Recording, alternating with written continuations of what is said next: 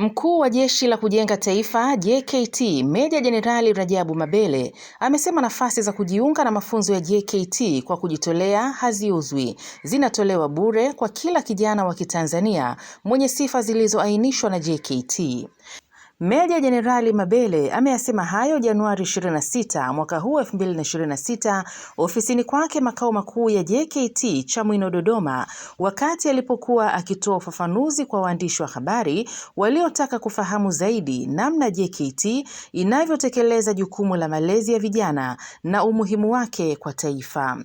Amefafanua kuwa nafasi zote zimepelekwa katika mikoa yote ya Tanzania bara na visiwani, hivyo amewataka wananchi kuepuka matapeli watakaotaka kiasi chochote cha fedha ili kuwapatia vijana wao nafasi hizo.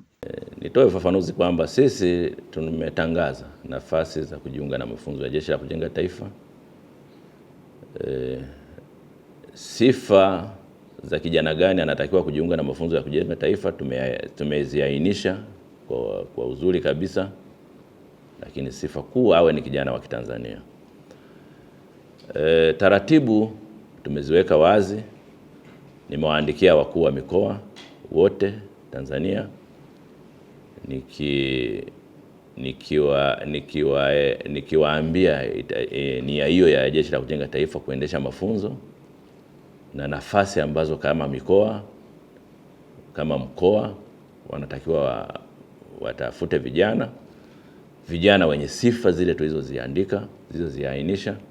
Kwa hiyo vijana hawa watapatikana katika kuanzia huko walikotokea.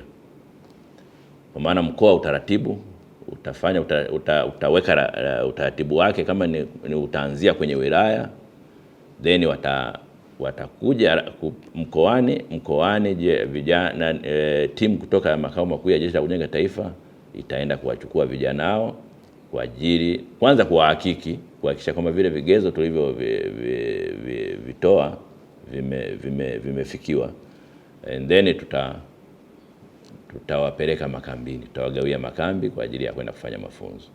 Nafasi hizi zinapatikana kwa utaratibu huo, hakuna utaratibu mbadala, kwa maana kwamba mtu ataenda kutoa hela sehemu. Kuna watu wanatoa fedha kwa ajili ya kujiunga na Jeshi la Kujenga Taifa.